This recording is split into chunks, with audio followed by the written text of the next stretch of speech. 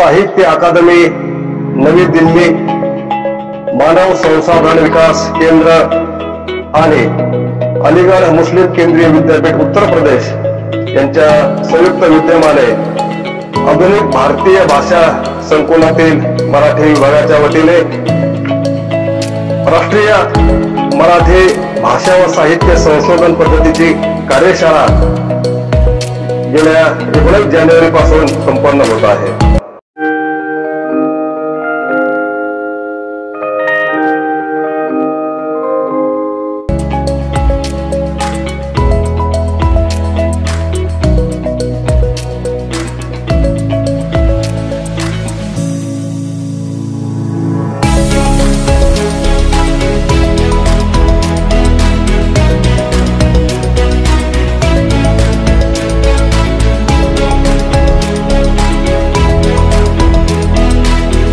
साहित्य अकादमी नवी Delhi, UGC human research development centre Aligarh आणि मराठी विभाग अलीगढ मुस्लिम केंद्रीय विद्यापीठ उत्तर प्रदेश आयोजित मराठी भाषा आणि साहित्य संशोधन पद्धतीच्या कार्यशाळेमध्ये दिवस 5व्या व्याख्यान 12 मध्ये मी आपलं सर्वांचं हार्दिक असं स्वागत करतो।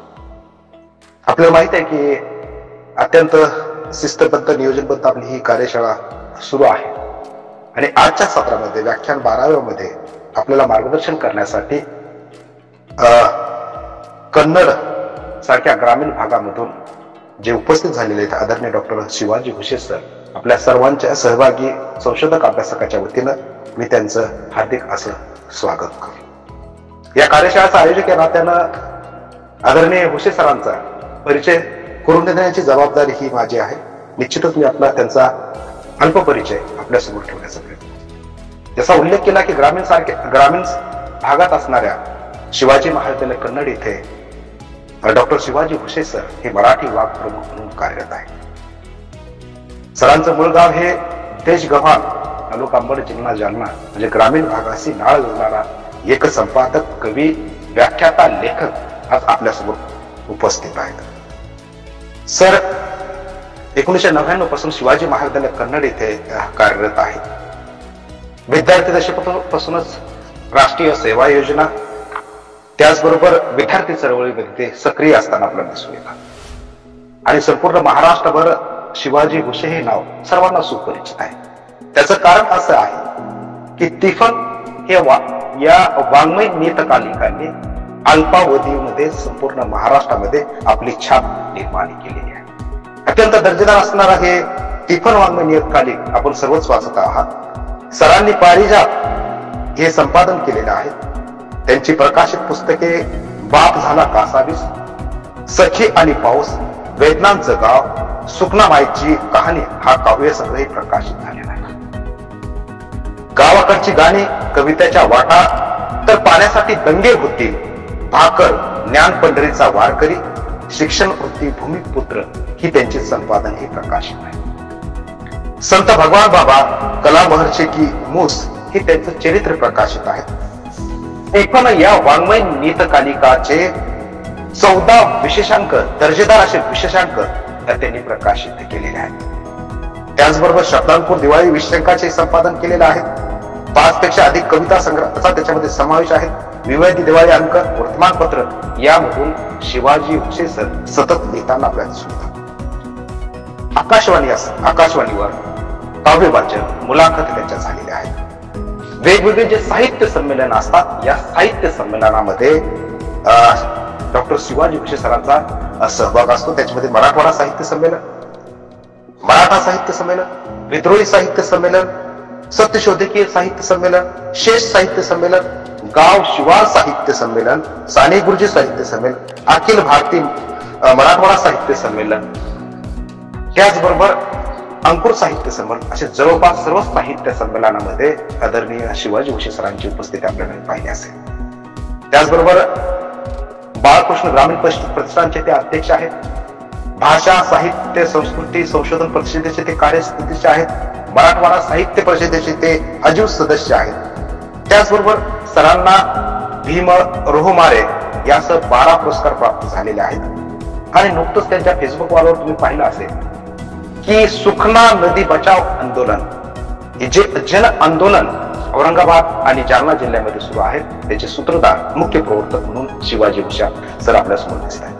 आज आपण पाहतो की अनेक कारखान्याचे प्रदूषित पाणी हे नद्यामध्ये सोडले जातात आणि नद्यामध्ये सोडल्यानंतर जैव विविधता आहे, पर्यावरणाचा जो ऱ्हास होतोय आणि शेती जी नापीक होताना आपल्याला दिसून येत आहेत. ही नदीचं कुठेतरी पुनरुज्जीवन झालं पाहिजे, प्रदूषण मुक्त झाला पाहिजे, असा मोठा संकल्प घेऊन शिवाजी हुसे सर कार्य करताना आपल्याला म्हणजे भांडवलशाहीच्या विरोधात, म्हणजे भांडवलशाही म्हणजे कंपन्यांच्या विरोधात एल्गार पुकारणं एवढी सोपी गोष्ट नाही. जिथं सत्ता आहे, जिथं पैसा आहे, अशा विरोधात शेती, माती आणि नातीशी संबंध जोडणारा एक अवलिया याच्याशी संघर्ष करताना आपल्याला माहित आहे की सुंदरलाल बहुगुणा म्हणजे हिमाचलमध्ये झाडं वाचवण्यासाठी ज्यांनी केलेलं कार्य आणि मराठवाड्यामध्ये, महाराष्ट्रामध्ये नदीचं पुनरुज्जीवन करण्यासाठी कार्य करणारे शिवाजी हुसे याच्यातून आपल्याला दिसून येतात. त्याचबरोबर स्वाभिमानी शेतकरी संघटनेचे ते प्रवक्ते आहेत. मराठी अभ्यास मंडळ डॉक्टर बाबासाहेब आंबेडकर मराठवाडा विद्यापीठ औरंगाबाद येथील ते सदस्य आहेत. महाराष्ट्र शासनाच्या वात्सल्य समिती कन्नड चे ते सदस्य आहेत. विविध परिसंवाद, चर्चासत्र, साहित्य लेखन शिबिरे, जयंती, पुण्यतिथी अशा कार्यक्रमात त्यांचा निश्चितच सहभाग असतो.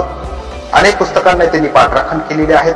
अनेक साहित्य संमेलनाचं त्यांनी आयोजन केलेलं आहे. 50 पेक्षा अधिक शोध निबंध त्यांचे प्रकाशित आहेत.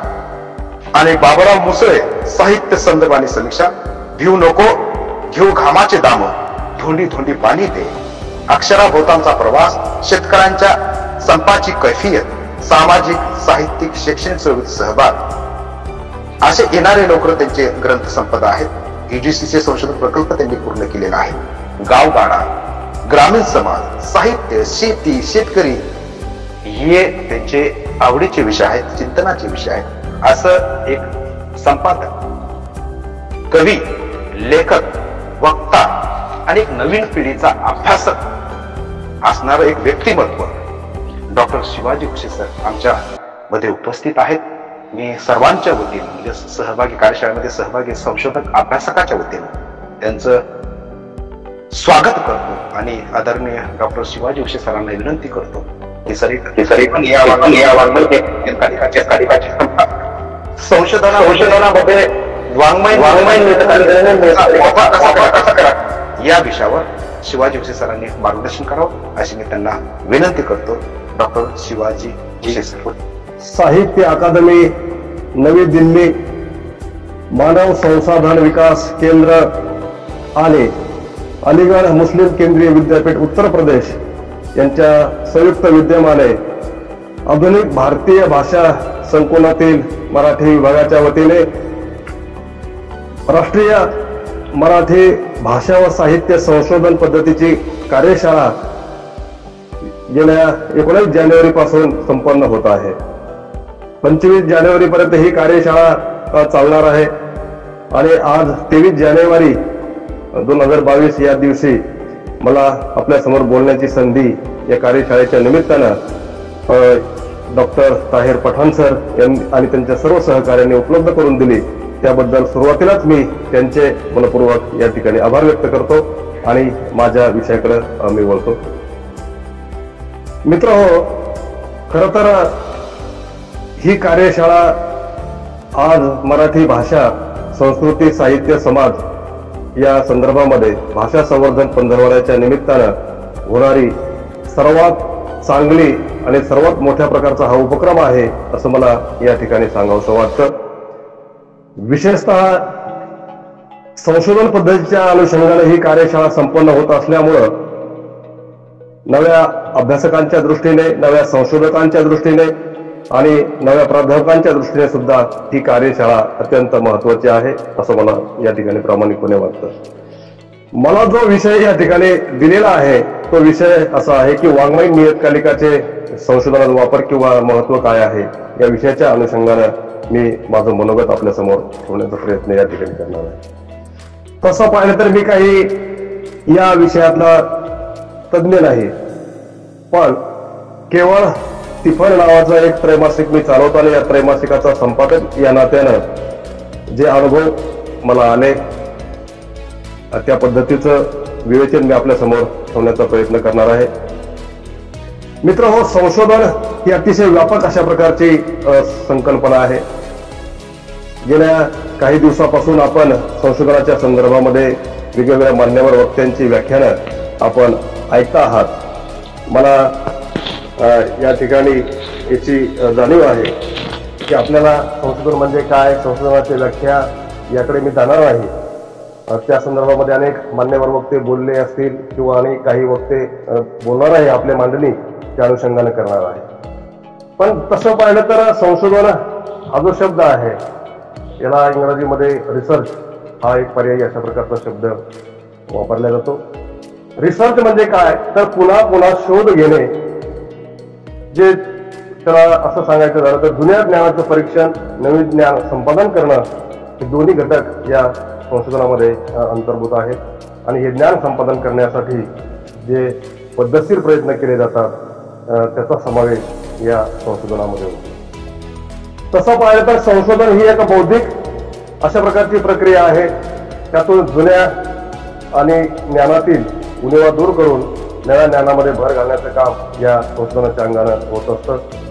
असं म्हटलं जातं की संशोधन हा सत्याचा शोध घेण्याचा एक प्रयत्न असतो, असेही या संदर्भामध्ये विशेष उल्लेख केले जातात. संशोधनाचे जे प्रकार आहे त्या संदर्भामध्ये मी काही बोलणार नाही. खरं पाहिलं तर नियतकालिकाच्या अनुषंगानं नियतकालिकाचा संशोधनात काय वापर आहे, काय उपयोग आहे, या विषयाचा आपल्याला या ठिकाणी चर्चा करायची आहे. आता नियतकालिका म्हणजे काय, जर आपल्याला बघायचं झालं तर जे प्रकाशन एकाच शीर्षकाखाली किमान एक आठवड्याच्या किंवा त्याहून अधिक कालावधीमध्ये नियमित प्रसिद्ध होते आणि ज्यात अनेक लेखकांचे विविध विषयावरचे लेख संकलित केलेले असतात किंवा साहित्य संकलित केलेलं असतं, प्रकाशित केलेलं असतं, त्याला आपण नियतकालिक असं म्हणतो. यामध्ये दैनिक वृत्तपत्राचा समावेश आपल्याला करता येत नाही. केवळ बातम्या छापणारे जे दैनिक आहेत हे वृत्तपत्र म्हणून आपण त्याच्याकडे पाहतो. पण नियतकालिक म्हणजे खरं तर नियतकालिकामध्ये साप्ताहिक आहे जे 7 दिवसांनी प्रकाशित होतं, 15 आठवड्यातून एकदा प्रकाशित होतं, त्याला आपण पाक्षिक असं म्हणतो. महिन्यातून एकदा प्रकाशित होणारं जे नियतकालिक आहे त्याला आपण मासिक असं म्हणतो. आणि 3 महिन्यांनी जे नियतकालिक प्रसिद्ध होतं त्याला आपण त्रैमासिक असं म्हणतो. आणि वर्षाला जे प्रकाशित होतं त्याला आपण वार्षिक किंवा 6 महिन्यांनी प्रकाशित होतं ते नियतकालिक त्याला आपण अर्धवार्षिक असंही म्हणतो. तसं पाहिलं तर मराठीतील पहिलं छापील पुस्तक 1805 साली डॉक्टर विल्यम कॅरे यांचं the grammar of Maratha language या नावाचं पहिलं पुस्तक प्रसिद्ध झालं. आणि तेही हे पुस्तक ख्रिस्ती माणसांनी त्याच्या धर्मप्रचारासाठी काढलेलं होतं हे आपल्याला माहिती आहे. मराठीतील पहिलं वृत्तपत्र काढण्याचा मान ज्यांच्याकडे जातो ते दर्पणकार आदरणीय बाळाशास्त्री जांभेकर यांचा उल्लेख आपल्याला या ठिकाणी करावा लागतो. पण दर्पण जे नियतकालिक आहे हे नियतकालिक संपूर्णपणे मराठीत नव्हतं, तर त्यातला काही मजकूर हा इंग्रजीमध्ये सुद्धा असायचा. आणि म्हणून पहिले नियतकालिक खऱ्या अर्थानं मराठी असणारे पहिले नियतकालिक म्हणून मुंबई अखबार या वृत्तपत्राचा आपल्याला उल्लेख करावा लागतो. हे वृत्तपत्र 1840 साली प्रसिद्ध झालेलं आहे. आणि त्यानंतर इतर जी काही वृत्तपत्र आहे ही वृत्तपत्र आपल्याला प्रसिद्ध होताना दिसून येतात. त्यामध्ये उल्लेख करायचा जर झाला तर आपल्याला उल्लेख करता येईल की मराठीतील त्यानंतरचा जो काळ आहे त्यानंतरच्या वृत्तपत्रामध्ये प्रदीर्घ काळ चाललेले आधी गाजलेले प्रभाकर नावाचं एक वृत्तपत्र आहे. 1841 साली ते प्रसिद्ध झालं. भाऊ महाजन त्याचे संपादक होते. शतपत्रे ही आपल्याला ज्ञात आहेत. त्याचप्रमाणे धूमकेतू ही भाऊ महाजनांनी काही काळ चालवलं साप्ताहिक आणि त्यानंतर ते बंद पडलं. हे तेव्हापासून ते 1842 मध्ये ज्ञानोदय, त्यानंतर ज्ञानप्रकाश, हिंदू प्रकाश, वर्तमान दीपिका अशी वृत्तपत्राची नियतकालिकाची फार मोठी एक परंपरा या मराठी साहित्यामध्ये आपल्याला बघायला मिळते. त्याचप्रमाणे विष्णू शास्त्री चिपळूणकर यांनी निबंधमाला जी आहे ती निबंधमाला 1874 मध्ये सुरू केली आणि 1881 पर्यंत ही निबंधमाला त्यांनी चालवली. अनेक महत्त्वाचे विषय या निबंधमालेच्या माध्यमातून चिपळूणकरांनी हाताळलेले आहेत. त्यानंतर केसरी व मराठा याचाही उल्लेख आपल्याला या ठिकाणी करावा लागतो. या 1832 पासून ते आजपर्यंत हजारो नियतकालिक मराठीमध्ये सुरू झालेली आपल्याला बघायला मिळतात. त्यातील सर्वच नियतकालिक आज चालू आहे असं आपल्याला म्हणता येत नाही. काळाच्या ओघामध्ये अनेक नियतकालिक ही बंद पडलेली आहे. याच परंपरेमध्ये मनोरंजन, केरळ कोकिळ, पुरुषार्थ, विविध वृत्त, विविध ज्ञानविस्तार, प्रसाद, किर्लोस्कर, युगवाणी, मानव, सत्यकथा, अभिरुची, साधना, अमृत, अंतर्नाद, रुची, शब्द, ललित, अनुभव, अक्षरवैदर्भी, परिवर्तनाचा वाटस्वरूप, असक्रांती, जळणघळण, भोवतान, वयम असे अनेक नियतकालिक मराठीमध्ये प्रकाशित होताना आपल्याला दिसतात. ही फार मोठी परंपरा आहे. काहीचा उल्लेख मी या ठिकाणी केला, सर्वांचाच उल्लेख करणं या ठिकाणी शक्य होणार नाही. ही जी काही परंपरा आहे ही मराठीमध्ये नियतकालिकाची फार मोठी समृद्ध अशा प्रकारची परंपरा असल्याचं आपल्या लक्षात येतं. खरं तर मराठी साहित्याच्या इतिहासामध्ये या नियतकालिकांना अत्यंत महत्वाचं अशा प्रकारचं स्थान आहे. तसं जर पाहिलं तर नियतकालिकांचं वर्गीकरण आपल्याला करता येईल. त्यामध्ये मुलांची नियतकालिक, स्त्रियांची नियतकालिक, वाङ्मयीन नियतकालिक, मनोरंजनात्मक असलेली नियतकालिक वेगळी, वैचारिक नियतकालिक वेगळी आणि संशोधनात्मक पद्धतीच्या विषयाला वाहिलेली नियतकालिक वेगळी अशी आशयानुरूप आणि काही विषयानुरूप आपल्याला वर्गवारी या नियतकालिकाची प्रामुख्याने करावी लागते. आणि असे अनेक नियतकालिका आहेत की आज विशिष्ट अशा प्रकारचे विषय घेऊन ही नियतकालिक प्रसिद्ध होताना आपल्याला दिसून येतात. त्यांचा उल्लेख या ठिकाणी त्यांनी केलेला आहे. आणि या नियतकालिकाच्या अनुषंगानं आपल्याला सांगायचं झालं तर मराठी लेखकाच्या जडणघडणीमध्ये, लेखकाच्या त्याच्या वाङ्मयीन योगदानामध्ये या नियतकालिकाचं अत्यंत महत्त्वाचं अशा प्रकारचं योगदान राहिलेलं आहे. खरं तर आजच्या काळामध्ये आपल्याला या नियतकालिकाचं महत्त्व तेवढं जरी वाटत नसलं, पण एक काळ असा होता की ज्या काळामध्ये लेखकाला व्यक्त होण्यासाठी कुठल्याही प्रकारची माध्यमं उपलब्ध नव्हती. अशा काळामध्ये लेखकाला व्यक्त होण्यासाठी, त्याला आपल्या भावना व्यक्त करण्यासाठी, त्याच्या अभिव्यक्तीसाठी आणि त्याच्या एकूणच जडणघडणीसाठी ही नियतकालिक अत्यंत महत्वाची भूमिका पार पाडत होती. आणि या नियतकालिकातून अनेक लेखक पुढे आले, नावारूपास. आज जशी वेगवेगळ्या प्रकारची माध्यमं, त्यानंतर मी पुढे बोलणार नाही त्या विषयाच्या अनुषंगाने, पण आज जशी वेगवेगळ्या प्रकारची माध्यमं नव्या लेखकांसाठी, अभ्यासकांसाठी उपलब्ध आहे, तशा प्रकारची माध्यमं पूर्वीच्या काळी उपलब्ध नव्हती. आणि म्हणून या नियतकालिकांना लेखकाच्या जडणघडणीमध्ये आणि एकूणच वाङ्मयीन व्यवहारामध्ये अतिशय महत्वाचं स्थान असल्याचं आपल्याला लक्षात येतं. खरं तर 1837 पर्यंत आपण जर पाहिलं तर ही नियतकालिक मोठ्या जोमानं प्रकाशित होत होती. त्याची कारणं वेगवेगळ्या प्रकारची होती. नियतकालिकाची गरज त्या काळामध्ये कशा पद्धतीची होती, शिक्षणाचा प्रसार करणं, विचारांची अभिव्यक्ती करणं आणि समाज प्रबोधन करणं ही प्रामुख्यानं काही महत्वाची कारणं या नियतकालिकाच्या पाठीमागे असल्याचं आपल्याला दिसतं. हिंदीमध्ये नियतकालिकाचं प्रकाशन हे प्रामुख्याने 1826 साली सुरू झालं. मराठीमध्ये नियतकालिक प्रकाशित व्हायला जी सुरुवात झाल्यानंतर आज आपण पाहतो की जवळपास 150-200 वर्षामध्ये या नियतकालिकाच्या स्वरूपामध्ये अत्यंत बदल झालेला आपल्याला बघायला मिळतो. सुरुवातीच्या काळामध्ये असलेली नियतकालिक, त्याचं स्वरूप आणि आजच्या काळामध्ये असलेलं नियतकालिकाचं स्वरूप सर्व अंगाला जे आहे हे आपल्याला लक्षात घ्यावं लागतं. अर्थात छपाईचे जसे तंत्रज्ञान डेव्हलप होत गेले तसं तसं या नियतकालिकांच्या मध्ये बदल होताना आपल्याला बघायला मिळतो. 80च्या दशकामध्ये, विशेषतः 80च्या दशकामध्ये या नियतकालिकाच्या स्वरूपामध्ये प्रचंड अशा प्रकारचा बदल झालेला आपल्याला दिसतो. गेल्या जवळपास 150 ते 250 वर्षामध्ये शेकडो नियतकालिक मराठीमध्ये प्रकाशित झालेली आहे. काही नव्यानं प्रकाशित होत आहे, काही बऱ्यापैकी फिरवलेली आहे आणि काही नियतकालिक दीर्घकाळ टिकून राहिल्याचं आपल्याला दिसतं.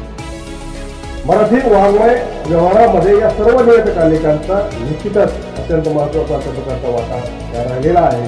या काही दुमत नाही.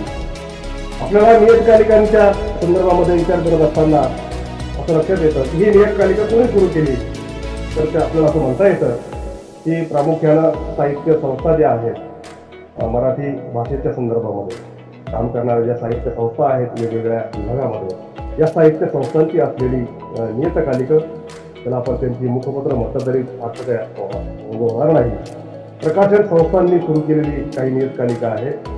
त्याचप्रमाणे काही स्वतः लेखकांनी, अभ्यासकांनी किंवा संपादकांनी सुरू केलेली नियतकालिकं यांचाही उल्लेख आपल्याला या ठिकाणी करावा. अलीकडच्या काळामध्ये केवळ वाङ्मयीन नियतकालिका म्हणून विचार करायचा झाल्यास तर फार कमी नियतकालिका आपल्याला त्यामध्ये समावेश करता येईल.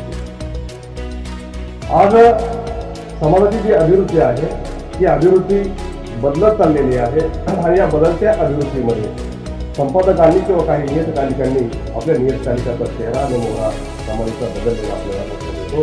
पण मराठीमध्ये जी खऱ्या अर्थाने निखळ वाङ्मयीन नियतकालिक म्हणून ज्यांचा उल्लेख केला जातो त्यामध्ये आपल्याला अनेक प्रदेश चाललेली नियतकालिका आहे. त्यामध्ये मराठवाडा साहित्य परिषदेचं प्रतिष्ठान आहे, अनुष्टुप, कवितारती, अस्मितादर्श अशा काही महत्वाच्या नियतकालिका, पंचधारा आहे, महाराष्ट्र साहित्य पत्रिका आहे. अशा काही नियतकालिकांचा उल्लेख आपल्याला निखळ वाङ्मयीन नियतकालिक म्हणून करावा लागतो. पण गेल्या 4-5 वर्षामध्ये या नियतकालिकाचं स्वरूप हे पूर्णतः बदलत गेल्याचं आपल्याला लक्षात येतं. असंही म्हटलं जातं की ही नियतकालिकं बंद पडतील किंवा आता या नियतकालिकाची गरज आहे का, अशा प्रकारचा प्रश्न सुद्धा आपल्या समोर उपस्थित होतो. मराठीमध्ये गेल्या 100 वर्षामध्ये वाङ्मयीन नियतकालिकं अधिक प्रमाणामध्ये प्रसिद्ध झाल्याचं आपल्याला लक्षात येतं. त्यामध्ये वेगवेगळ्या प्रादेशिक स्वरूपाची सुद्धा नियतकालिका आहेत.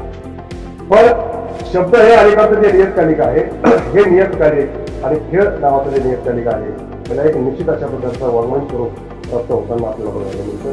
मी ज्यांचा उल्लेख या ठिकाणी केला की मसाबाचं औरंगाबादच्या मसाबाचं मराठवाडा साहित्य परिषदेचं प्रतिष्ठान, महाराष्ट्र साहित्य परिषद, साहित्य पत्रिका, विदर्भात युगवाणी या संस्थांच्या नियतकालिकांनी अत्यंत महत्त्वाचे योगदान मराठी भाषा, साहित्य, संस्कृती आणि संशोधनाच्या अंगणात दिले आहे आपल्याला लक्षात येतं.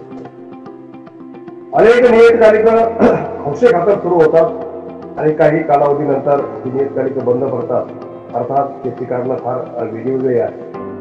तसं पाहिलं तर आज आपण जी साहित्य संस्था म्हणतो त्यांची सुद्धा नियतकालिका वेळेवर प्रसिद्ध होताना आपल्याला दिसत नाही. या पाठीमागची कारणं वेगवेगळी आहेत. मी एक संपादक असल्या कारणानं मला या सर्व कारणांची जाणीव आहे की नियतकालिक चालवणं खरोखर अतिशय दिव्य अशा प्रकारचं काम आहे.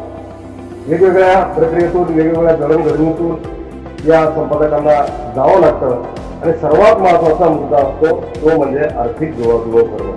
कारण नियतकालिकांना किती म्हटलं तरी आर्थिक गोष्टीचा करता येत नाही. बाकी सगळ्या गोष्टीचा आपण फोन करू शकतो किंवा नो करू शकतो किंवा बाकी गोष्टी आपल्याला करता येऊ शकतात. पण खऱ्या अर्थानं नियतकालिकासमोर जो वास्तव वाढायचा आहे तो म्हणजे आर्थिक अशा प्रकारचा प्रश्न या सर्व नियतकालिकासमोर उभा राहिलेला आहे. त्यामुळं जी निखळ वाङ्मयीन नियतकालिका आहे ती नीटपणे आज प्रसिद्ध करता येत नाही. याचं कारण हे एक अत्यंत महत्वाचं कारण आहे. आपल्या सर्वांना ज्ञात आहे की अंतर्नाद यासारखं अतिशय दर्जेदार मराठीतलं नियतकालिक ज्याचे संपादक भानू काळे आहे यांनी हे नियतकालिक अलीकडेच बंद करण्याची घोषणा भानू काळे यांनी केलेली आहे. हे सगळं आपल्याला माहिती आहे. याचं बंद करण्याचं कारण त्यांनी सांगितलेलं आहे. ते कारण असं आहे की चांगले लेखक आणि चांगलं लेखन न मिळाल्यामुळं हे नियतकालिक मी बंद करतो आहे अशा प्रकारची घोषणा भानू काळे यांनी केली आहे.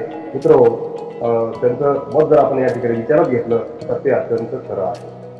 आपण बघतो की अलीकडच्या काळामध्ये केवळ शोधनिबंध छापण्यासाठी नियतकालिका निघालेली आहे आणि प्राध्यापकांची शोधनिबंध प्रकाशित करण्यापुरताच या काही नियतकालिकांचं स्वरूप हे निश्चित झालेलं आहे. पण निखळ वाङ्मयीन नियतकालिका म्हणून जर आपल्याला प्रदीर्घकाळ टिकवायची असेल तर या नियतकालिकांचा सर्वात प्रथम अभ्यासकांनी, संशोधकांनी, लेखकांनी वर्गणीदार होणं अत्यंत गरजेचं आहे. तर कुठलीही नियतकालिकाला आर्थिक स्रोत हा फारसा नसतो आणि ही नियतकालिका केवळ वाचकांच्या भरोश्यावर, केवळ वर्गणीदारांच्या भरोश्यावर नियतकालिका चालवणं हे अत्यंत अवघड अशा प्रकारची गोष्ट आहे. म्हणून अलीकडच्या काळामध्ये जी काही शोध विशेषतः 2009 नंतर एपीआय आल्या, विशेषतः 2000 आपल्या एपीआय जेव्हापासून आला, एपीआय आल्यानंतर मराठी नियतकालिकांचा दर्जा आणि नियतकालिकांचं स्वरूप आपल्याला बदललेलं दिसून येतं. आणि काही लोकांनी केवळ पैसे कमवण्यासाठी नियतकालिका सुरू केल्याचंही आपल्याला दिसून येतं. आणि म्हणून UGCनं काही महत्वाच्या अशा प्रकारची मध्ये समावेश असलेली नियतकालिकांची एक सूची प्रसिद्ध केलेली आहे आणि त्यामध्ये अनेक लेखक, संशोधक लेखन करताना आपल्याला दिसून येतात. आपण मराठीच्या संदर्भामध्ये विचार करत असताना आपल्याला हिंदी नियतकालिकांचा सुद्धा काही प्रमाणामध्ये विचार करावा लागतो. तसं पाहिलं तर मराठीच्या तुलनेमध्ये हिंदी मराठी नियतकालिकांना नाव ठेवतो आहे असं म्हणणार नाही, पण हिंदीमध्ये अतिशय दर्जेदार आणि अतिशय सातत्यानं प्रकाशित होणारे अनेक नियतकालिक प्रसिद्ध होताना आपल्याला बघायला मिळतात. आणि अतिशय गांभीर्यानं ही नियतकालिका हिंदीमध्ये सुद्धा प्रसिद्ध होत आहेत. त्यामध्ये प्रसिद्ध झाला आहे सोहन नावाचं नियतकालिक आहे, सद्भाव, वसुधा, कथादेश, जलसा, समयांतर या अशा अनेक नियतकालिका हिंदीमध्ये अतिशय दर्जेदार पद्धतीनं प्रसिद्ध होताना आपल्याला दिसतात. ते पुस्तकं जर आपण पाहिली तर 200 ते 500 पानापर्यंत सुद्धा त्या नियतकालिकांची, हिंदीमधल्या नियतकालिकांची पृष्ठसंख्या आपल्याला बघायला मिळते. त्यातले विषय, विषयाचे आशय आणि एकूण मांडणी सर्व अंगाने जर आपण ही हिंदी नियतकालिका बघितली तर त्या तुलनेमध्ये हा टप्पा अजून तरी मला असं वाटतं, एक संपादक म्हणून मला असं वाटतं की मराठीमध्ये अशा प्रकारची परंपरा आपल्याला अजूनही निर्माण करता आली नाही असं मला खेदाने या ठिकाणी एक संपादक म्हणून म्हणावंसं वाटतं. तेवढ्या गांभीर्यानं आपण नियतकालिकाकडे संपादक मंडळींना अजूनही पाहिलं आहे असं म्हणता येत नाही. अर्थात काही नियतकालिका त्याला अपवाद आहेत, याचाही उल्लेख आपल्याला या ठिकाणी करावा लागतो. दुसरी एक गोष्ट अशी की अलीकडच्या काळामध्ये ही नियतकालिका मोठ्या प्रमाणामध्ये सुरू होताना आपल्याला बघायला मिळतात. एक संशय खातर अनेक लोक ही नियतकालिका सुरू करत आहेत. अर्थात त्याचा दर्जा कशा प्रकारचा आहे, त्यामध्ये प्रसिद्ध होणारं साहित्य कशा प्रकारचं आहे, त्याचा उद्देश काय आहे, ही वेगवेगळ्या प्रकारची कारणं आहेत.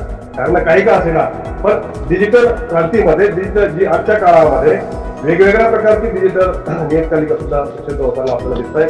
त्यामध्ये 80 अक्षरे, दिवाळी ही काही नियतकालिका आपल्याला बघायला मिळतात, पण त्याचं स्वरूप हे वार्षिक अशा प्रकारचं आहे. आणखी एका मला नियतकालिकाचा या ठिकाणी उल्लेख करावा वाटतो की तो म्हणजे रिंगण. रिंगण हे वार्षिक अंक प्रसिद्ध होताना आपल्याला बघायला मिळतो. अतिशय संत साहित्याला वाहिलेला अतिशय उत्तम अशा प्रकारचा वार्षिक अंक असतो. ते संग्रही ठेवावा आणि संशोधक, लेखक, अभ्यासक या सर्वांनाच उपयुक्त ठरेल अशा प्रकारचा वार्षिक अंक प्रसिद्ध होताना दिसतो. त्याचप्रमाणे डिजिटल स्वरूपामध्ये एक रेख, त्यानंतर असे अनेक अक्षरनामा, मराठी माती असे अनेक नियतकालिका आपल्याला हिंदीमध्ये सुद्धा प्रसिद्ध होताना दिसून येतात. नव्या काळाची चाहूल म्हणून कदाचित संपादकांनी ही नवी माध्यमं डिजिटल क्षेत्राची निवडली असावी. त्यानंतर कोलाज आहे, आकारा आहे, वर्णमुद्रा लागोपाळे यांनी सुरू केलेलं अशी अनेक डिजिटल नियतकालिकं मराठीमध्ये अलीकडच्या काळामध्ये सुरू झालेली आपल्याला बघायला मिळतात. मराठी माती असेल, अक्षरनामा असेल. पण जर संशोधक अभ्यासकांच्या दृष्टीने आज किती नियतकालिका आहे, ही नियतकालिका निखळ वाङ्मय ज्याला आपण म्हणता येईल, व संशोधकांसाठी, लेखकांसाठी ही नियतकालिका महत्वपूर्ण अशा प्रकारची भूमिका बजावत आहेत. अशी नियतकालिका आज मराठीमध्ये चाललेली आहे. आणि विशेषतः 90 नंतर किंवा 2010 नंतर जर आपण विचार करायचा झाला तर असे अनेक नियतकालिका मराठीमध्ये नव्यानं सुरू झाल्याचं आपल्या लक्षात येतं. मराठवाड्याचा जर विचार करायचा असेल तर अक्षरगाथा आहे, अक्षर वाङ्मय आहे. इकडं विदर्भातून अक्षर वैदर्भी, आपल्या विदर्भातलं अक्षर वैदर्भी अनेक दिवसापासून प्रसिद्ध होतं. कविता रती सारखा आहे, खेळ आहे. अशा अनेक नियतकालिका आजही आपल्याला अतिशय निष्ठेनं प्रकाशित होत असल्याचं दिसून येतं. या नियतकालिकाचं महत्व काय आहे? जर आपण नियतकालिकाचं महत्व लक्षात घेतलं तर सामाजिक आणि सांस्कृतिक जीवनामध्ये ही नियतकालिक अत्यंत महत्वाची अशा प्रकारची भूमिका पार पाडताना आपल्याला दिसून येतात. वाङ्मयीन संस्कृतीचं संवर्धन, वाचन संस्कृतीचं जतन आणि संवर्धन करण्यासाठी सुद्धा ही नियतकालिक अत्यंत महत्वाची अशा प्रकारची भूमिका पार पाडताना आपल्याला बघायला मिळतात. लेखक आणि वाचक याच्या जडणघडणीमध्ये सुद्धा या नियतकालिकांचं फार मोठं अशा प्रकारचं योगदान असल्याचं आपल्या लक्षात येतं. वाङ्मयीन संस्कृती प्रवाही ठेवण्यासाठी ही नियतकालिक महत्वाची भूमिका बजावताना दिसतात. त्याचप्रमाणे नवी अभिरुची घडवण्यासाठी आणि वाङ्मयीन संस्कृतीला नवा आयाम देण्यासाठी या नियतकालिकांचं महत्त्व आपल्याला नाकारता येत नाही. वाचन संस्कृती आणि नवे लेखक नियतकालिकाच्या माध्यमातून उदयास आलेले आपल्याला बघायला मिळतात. कुठलाही लेखक जेव्हा पूर्वीच्या काळामध्ये लेखक म्हणून जर पुढे यायचं असेल किंवा लेखक म्हणून त्याचं नावलौकिक त्याला मिळवायचं असेल तर प्रामुख्यानं या नियतकालिकाची मदत त्याच्या एकूणच वाङ्मयीन जडणघडणीमध्ये झाल्याचं आपल्याला लक्षात येतं. मित्र हो, या अनुषंगानं नियतकालिकांचा हा फार मोठा इतिहास आहे. हा संपूर्ण इतिहास सांगणं माझा उद्देश नाही, पण प्रारंभिक चर्चा म्हणून मला काही या नियतकालिकांचा उल्लेख या ठिकाणी करावा लागला. त्या संदर्भामध्ये एक काही मौलिक भूमिका मला या ठिकाणी मांडावी. आपला जो मूळ विषय आहे हा मूळ विषय आहे की नियतकालिकाचा संशोधनामध्ये वापर हा कशा पद्धतीनं होतो किंवा त्याचं महत्व या अनुषंगानं काय आहे. खरं तर संशोधक आणि अभ्यासक यांच्यासाठी ही नियतकालिक अत्यंत महत्वाची अशा प्रकारची भूमिका बजावताना आपल्याला दिसून येतात. तर संशोधकांना दिशा देण्यासाठी ही नियतकालिक महत्वाची भूमिका पार पाडताना आपल्याला दिसतात. उदाहरण जर द्यायचं झालं तर नियतकालिकामध्ये जे शोध निबंध प्रकाशित होतात किंवा लेख प्रकाशित होतात तर त्यातून नव्या संशोधकांना, नव्या अभ्यासकांना विषय मिळतात. विषयाचा शोध घेण्यासाठी सुद्धा आपल्याला या नियतकालिकांचा उपयोग होताना आपल्याला संशोधनामध्ये होताना दिसून येतो.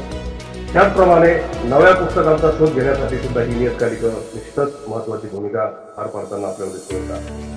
कुठलेही पुस्तक नव्या पुस्तकावरची परीक्षणं या नियतकालिकामधून प्रसिद्ध होतात आणि त्यावरून सुद्धा नव्या संशोधकांना आपल्या विषयाच्या अनुषंगानं काही एक उपयोग म्हणून या नियतकालिकांचा आपल्याला करता येऊ शकतो. त्याचप्रमाणे संशोधकावर वाङ्मयीन संस्कार करण्यासाठी, संशोधकीय संस्कार करण्यासाठी आणि त्याच्या जडणघडणीसाठी सुद्धा या नियतकालिकाचा संशोधकांच्या वापरामध्ये निश्चितच महत्वाचा उपयोग होताना आपल्याला दिसतो. जर शोध निबंध कसा लिहावा, मला या ठिकाणी सांगायला आनंद वाटेल की अतिशय उत्तम अशा प्रकारची ही कार्यशाळा या ठिकाणी ठेवलेली आहे. बरेचसे संशोधक रजिस्ट्रेशन करतात पण त्यांना संशोधनाचा कुठल्याही प्रकारचा अनुभव असतोच असं नाही. कारण संशोधनाची एक निश्चित अशा प्रकारची एक पद्धती आहे, संशोधन एक पद्धती आहे आणि या सर्व संशोधन पद्धतीची माहिती त्याला असेलच असं नाही. त्या विशिष्ट अशा प्रकारची मांडणी या संशोधनासाठी त्याला करावी लागते आणि नव्या संशोधकांना याची कुठल्याही प्रकारची जाणीव नसते आणि म्हणून नियतकालिकाच्या माध्यमातून काही शोधनिबंध जर त्याच्या वाचनामध्ये आले आणि शोधनिबंधाची मांडणी अशा पद्धतीनं असते, त्याची पद्धती कशा पद्धतीनं असते, संदर्भ सूचिक त्याला कशा पद्धतीने दिलेली असते, संदर्भ कसे द्यायचे असतात, या सगळ्या गोष्टींचा उपयोग करून घेण्यासाठी आणि माहिती करून घेण्यासाठी तुला सुद्धा या नियतकालिकांचा उपयोग होताना आपल्याला बघायला मिळतो. दुसरी गोष्ट अशी या नियतकालिकामधून संशोधकांना मिळते ती म्हणजे या नियतकालिकामध्ये 6 पुस्तकांची एक सूची असते आणि या 6 पुस्तकाच्या सूचीमधून सुद्धा त्याला काही महत्वाची पुस्तकं त्याची यादी या नियतकालिकाच्या माध्यमातून त्याला करता येऊ शकते, जमवता येऊ शकते. प्रकाशनासह या नियतकालिकामध्ये या पुस्तकांची नावं प्रसिद्ध केली जातात. मला असं वाटतं की नव्या संशोधकांसाठी, अभ्यासकांसाठी सुद्धा ही नियतकालिका अशा पद्धतीने सुद्धा त्याचा उपयोग आपल्याला बघायला मिळतो. शोध निबंधाचा सराव करण्यासाठी सुद्धा ही नियतकालिका अत्यंत उपयुक्त करतात. मी सांगितल्याप्रमाणे ही संशोधन पद्धती असेल, संशोधनाची मांडणी असेल, संशोधनाचा आराखडा असेल, अशा पद्धतीने तो असावा त्याचा सुद्धा ज्ञान आपल्याला या नियतकालिकातील कदाचित शोध निबंधाच्या माध्यमातून होतं. खरं तर नव्या संशोधकांनी, अभ्यासकांनी किंवा कोणत्याही अभ्यासकांनी, आपण सर्वांनीच जेव्हा आपल्याला काही लिहायचं असतं किंवा आपल्याला नव्या पद्धतीने आपण जेव्हा विचार करायला लागतो, नव्या पद्धतीने आपण एखाद्या विषयाचं संशोधन करायला लागतो तेव्हा आपल्याला ही नियतकालिक आपल्या संग्रही जर असेल तर निश्चितच त्याचा उपयोग आपल्या संशोधनामध्ये आपल्याला होतो. बऱ्याचदा काय होतं की आता तुम्ही बघा की दिवाळी अंक सुद्धा आपले जे मोठ्या प्रमाणामध्ये प्रसिद्ध होत आहेत ते दिवाळी अंकांचे सुद्धा ट्रेंड आता बदललेले आपल्याला दिसून येतात. त्यामध्ये स्वतंत्र विषय घेऊन मोठ्या प्रमाणामध्ये दिवाळी आता प्रसिद्ध होऊ लागलेले आहेत. तशा पद्धतीनं मराठी नियतकालिकांनी सुद्धा स्वतंत्र विषय घेऊन आपले अंक जे आहेत नियतकालिका आहेत हे प्रसिद्ध केले पाहिजे.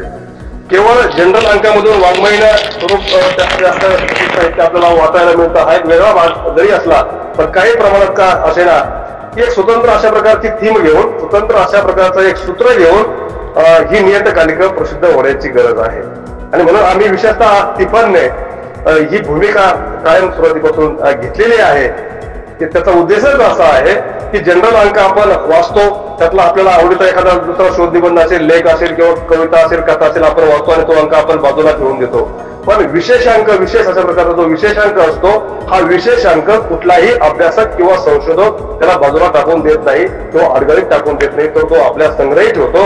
त्याचं कारण असं असतं की त्याला असं वाटतं की कधीतरी आपल्याला हा विशेषांक आपल्या लेखनासाठी आपल्या अभ्यासकांसाठी आपल्या संशोधनासाठी आपल्याला उपयोगी ठरेल अशा प्रकारे या विशेषांकाचं महत्व संशोधनाच्या अंगानं नियतकालिकाच्या संदर्भामध्ये आपल्याला सांगता येईल. आणि म्हणून तिफनने विशेषांकाची एक मोठी परंपरा त्याचा उल्लेख या ठिकाणी पठाण सरांनी केला परिचय करून देत असताना आणि तो तिफनने सुरुवातीपासूनच पाळलेला आहे. त्याचा उल्लेख मी पुढे करणारच आहे. संशोधनामध्ये नियतकालिकाचा वापर आपल्याला वेगवेगळ्या पद्धतीनं आणखी करता येऊ शकतो तो म्हणजे संदर्भासाठी. खरं तर संशोधन करत असताना अभ्यास करत असताना अभ्यासकांनी संशोधकांनी काही विशिष्ट अशा प्रकारची तयारी केली पाहिजे. आपण काय करतो की जेव्हा आपल्याला गरज पडेल तेव्हा आपण ही सगळी संदर्भ साधनं शोधण्याचा प्रयत्न करतो आणि सगळीत महत्वाची संदर्भ साधनं आपल्याला मिळेल असं नाही. आणि म्हणून ज्या ज्या वेळेला जिथं कुठं आपल्याला काही असे महत्वाचे विशेषांक असतील महत्वाचे प्रकाशित झालेले लेख असतील महत्वाचे काही संशोधनपर लेखन असेल हे लेखन प्रत्येक संशोधकानं अभ्यासकांना हे आपल्या संग्रही ठेवले पाहिजे. म्हणून या दृष्टीने सुद्धा नियतकालिकाचं महत्व आपल्याला या ठिकाणी सांगता येईल. कारण नियतकालिकामध्ये जे प्रकाशित झालेले लेखन असतं याचा संदर्भासाठी सुद्धा वापर संशोधकाला नीटपणे करता येऊ शकतो. आणि म्हणून मी या निमित्तानं आपल्या सर्वांना विनंती करेल की प्रत्येक अभ्यासकांनी लेखकांनी आणि वाचकांनी नियतकालिकाचं वर्गीकरण हे झालं पाहिजे. आणि विशेषतः नव्यानं संशोधन करणारे जे संशोधक असतील किंवा संशोधन क्षेत्रामध्ये आपला दबदबा निर्माण करणारे जे काही अभ्यासक आहे संशोधक आहे यांनी सुद्धा मराठीमध्ये सद्यस्थितीमध्ये प्रकाशित झालेली काही जुनी आणि नवी नियतकालिकं ही आपल्या संग्रही ठेवली पाहिजे. त्याचं वर्गीकरण सुद्धा त्यानं झालं पाहिजे. आणि होतं असं की बरेच प्राध्यापक आहेत की त्यांच्याकडे कुठल्याही प्रकारचं नियतकालिक हे वर्गीकरण ते होत नाही आणि मग वेळेवर ते हे सगळे संदर्भ साधनं शोधण्याचा प्रयत्न करतात. आणि म्हणून मी सगळ्यांना या निमित्तानं आवाहन करेल की मित्रहो आपण किमान 5 ते 10 वर्गीकरण नियतकालिकाचं असलं पाहिजे. कारण ही नियतकालिकं एकूणच आपल्या अभ्यासासाठी आपल्या लेखनासाठी किंवा आपल्या संशोधनासाठी उपयुक्त आपल्याला असणार आहे. काही महत्वाच्या काही अंक असतात नियतकालिका काही असतात की आपण त्यातले काही महत्वाचे लेख आहेत हे लेख आपण झेरॉक्स करून ठेवले पाहिजे. आणि त्याची एक फाईल जर आपण वाङ्मय प्रकारानुसार जर बनवली तर निश्चितच आपल्याला संशोधन करत असताना या सर्व लेखांचा उपयोग संदर्भ साधन म्हणून आपल्याला त्या ठिकाणी करता येऊ शकतो. वाङ्मय प्रकारानुसार जर आपण ते केलं तर निश्चित आपल्या संशोधन करण्यासाठी ते अतिशय सुकर होईल. त्याचप्रमाणे नव्या कविता नवे लेख कथा कादंबरी अंश नियतकालिकामध्ये प्रसिद्ध होत असतो व्यक्तिचित्र प्रसिद्ध होत असतो. आणि म्हणून याचा सुद्धा उपयोग काही स्फुट लेखन म्हणून सुद्धा नव्या संशोधकांना याचा उपयोग करून घेता येऊ शकतो. ज्या पद्धतीचा त्याचा विषय असेल त्या पद्धतीचा त्याला या नियतकालिकामध्ये जे प्रकाशित झालेलं स्फुट लेखन असतं त्याचा उपयोग त्याला त्याच्या संशोधनासाठी निश्चितपणे होऊ शकतो. आणि म्हणून मराठी नियतकालिकांचा किंवा एकूणच नियतकालिकांचा संशोधकाच्या दृष्टिकोनातून नियतकालिकाचं महत्व हे अनन्यसाधारण अशा प्रकारचं महत्व आहे हे आपल्याला नाकारून चालणार नाही. या विषयाच्या अनुषंगाने बरीचशी चर्चा आपल्याला करता येईल की नियतकालिकाचा संशोधकांना काय उपयोग आहे. वेगवेगळ्या पद्धतीनं आपण या नियतकालिकांचा उपयोग करून घेऊ शकतो. पण आज मी तिला मराठीमध्ये जी नव्यानं काही नियतकालिक प्रसिद्ध होत आहेत, अक्षर गाथा आहे, अक्षर वाङ्मय आहे, खेळ आहे, यांनी सुद्धा अतिशय चांगल्या अशा प्रकारचे विशेष अंक असतील किंवा अंक असतील हे प्रसिद्ध केलेले आहेत. त्याचाही उपयोग संशोधकांना निश्चितच अशा प्रकारे झाल्याशिवाय राहणार नाही. मित्रहो, या नियतकालिकाचा संशोधनासाठी वापर कशा पद्धतीने आहे या संदर्भामध्ये मी काही अंगानं आपल्या समोर माहिती ठेवली. अर्थात प्रत्येकाला कशा पद्धतीने या नियतकालिकाचा उपयोग आपल्या संशोधनामध्ये करून घ्यायचा आहे हे ज्याचं त्याने ठरवलं पाहिजे. पण मला या ठिकाणी मला असं वाटतं की कुठल्याही अभ्यासकांसाठी, केवळ संशोधकासाठी म्हणूनच नाही, किंवा जेव्हा अभ्यास करत असताना, काही वाचन करत असताना, आपल्याला काही लिहित असताना ही सगळी नियतकालिकं अत्यंत महत्वाची भूमिका पार पडत असतात. औरंगाबाद येथील अनंत काळे नावाचे हे आकाशवाणीमध्ये काम करणारे एक संपादक लेखक आहेत.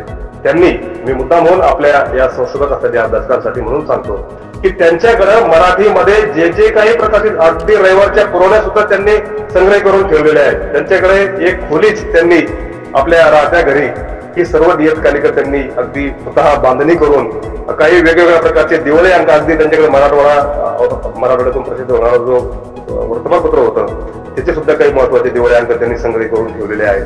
अजिंठ्यासारखं आहे, किंवा महाराष्ट्रामध्ये जे दिवाळी अंक प्रसिद्ध होतात हे सर्व दिवाळी अंक किंवा विशेष अंक त्यांच्याकडे आपल्याला आजही संकलित स्वरूपामध्ये बघायला मिळतात.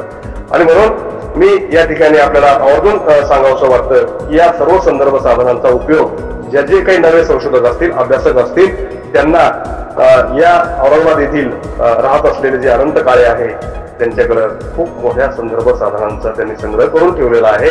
आपणास निश्चितच या साधनांचा उपयोग करून घेता येईल हेही मी या निमित्तानं या ठिकाणी आपल्या समोर ठेवतो. मित्रहो, तिफनच्या, आता मी तिफनकडे वळणार, एक संपादक म्हणून, तिफनचा एक संपादक म्हणून मी तिफनच्या कडे वळणार आहे आणि तिफनच्या संदर्भामध्ये माझी काही भूमिका आहे, ही भूमिका आपल्या समोर ठेवण्याचा मी प्रयत्न करणार आहे. खरं तर मी पटवण सरांनी या ठिकाणी सांगितलं की कन्नड हे औरंगाबाद जिल्ह्यातील एक तालुका आहे, आदिवासी, दुर्गम, ग्रामीण अशा प्रकारचा भाग आहे. आणि अशा भागामध्ये नोकरी करत असताना मी 2009 मध्ये तिफन नावाचं नियतकालिक मराठीमध्ये सुरू केलं. खरं तर अलीकडे नियतकालिक सुरू करण्याची जी एक स्पर्धा सुरू झालेली आहे, किंवा वेगवेगळ्या प्रकारची नियतकालिक येत आहेत, त्यांचे उद्देश हे वेगवेगळ्या प्रकारचे आहेत. मला त्याच्याशी काही देणं घेणं नाही, पण मला या ठिकाणी आपल्यास नम्रपणे सांगावंसं वाटतं की तिफन हे जे नियतकालिक आहे, हे नियतकालिक कुठल्याही प्रकारचा API समोर ठेवून किंवा शोध निबंध प्रकाशित करण्यासाठी किंवा पैसे कमवण्याच्या उद्देशानं तिफन हे नियतकालिक सुरू झालेलं नाही. मुळात त्यापूर्वी सुद्धा मी ज्या वेळेला नोकरीला लागलो 2002 नंतर मी या एका नव्या नियतकालिकाचं रजिस्ट्रेशन केलं होतं, पण माझ्या काही इतर जबाबदाऱ्यामुळे त्यावेळेला करू शकलो नाही. माझी सुरुवातीपासून इच्छा होती, या क्षेत्राविषयी मला प्रचंड अशा प्रकारची आवड होती. आणि खरं तर माझा पिंड हा वृत्तपत्रीय क्षेत्राचा होता. लहानपणापासून मी अनेक पत्रकारांच्या सोबत राहिलेलो होतो आणि मला असं वाटायचं की आपण एखादं वर्तमानपत्र सुरू केलं पाहिजे, आपण एखादी प्रिंटिंग प्रेस सुरू केली पाहिजे, अशा प्रकारचा माझा सुरुवातीपासून उद्देश होता. पण योगायोगाने मी 1999 मध्ये कन्नड सारख्या ग्रामीण भागामध्ये प्राध्यापक म्हणून रुजू झालो.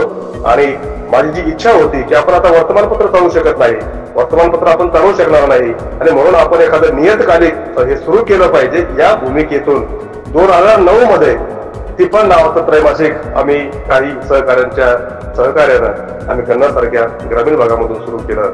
आणि हे नियतकालिक जेव्हा सुरू केलं तेव्हा असं वाटायचं की आपण हे अखंडपणे चालू शकू की नाही.